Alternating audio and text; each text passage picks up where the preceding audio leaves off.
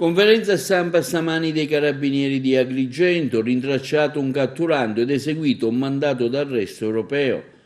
L'uomo dalle iniziali SLB, classe 82, nato in Germania, si è reso responsabile, secondo gli inquirenti tedeschi, fra il 2018 e il 2019 di reati in maniera di sostanze stupefacenti e di furto.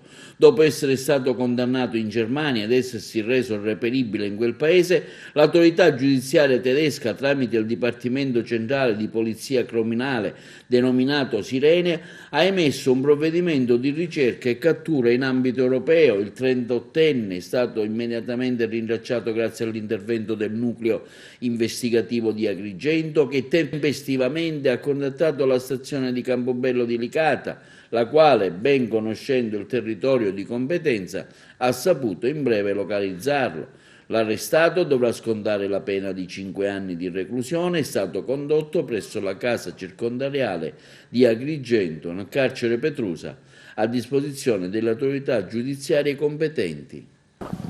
Sì, è stata un'attività fulminea, tempestiva, eseguita per adempiere a un ordine di cattura richiesto dall'autorità giudiziaria tedesca a carico di un cittadino campobellese classe 1982. Questo soggetto si era reso responsabile di reati di traffico di stupefacenti e di furto tra il 2018 e il 2019 in Germania. Dopo essere stato condannato, l'autorità giudiziaria tedesca, avendo ricevuto l'irreperibilità del soggetto, ha emesso un provvedimento in ambito europeo che è stato raccolto in Italia tramite il Dipartimento Centrale della Polizia Criminale, quindi l'organo di Sirene, che lo ha diramato ovviamente in ambito nazionale. Il nucleo investigativo di Agrigento lo ha reperito e ha tempestivamente contattato la stazione di Campobello di Licata. La nostra capillarità sul territorio, nonché la capacità e la conoscenza stessa del territorio da parte del comandante di stazione, ha permesso una rapida localizzazione del soggetto, che è stato arrestato e condotto in carcere, dove dovrà scontare una pena di 5 anni di reclusione.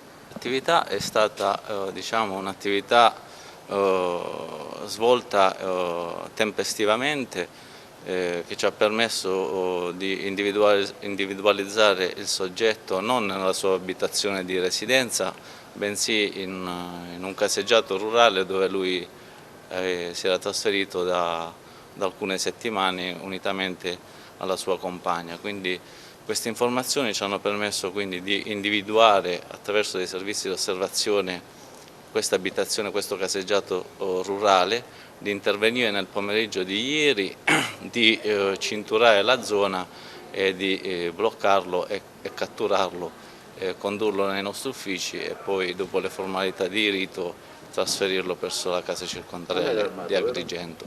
No, diciamo che il soggetto era sicuramente a conoscenza di questo provvedimento restrittivo, quindi alla vista dei carabinieri non ha opposto resistenza e ha capito il motivo per cui noi eravamo lì.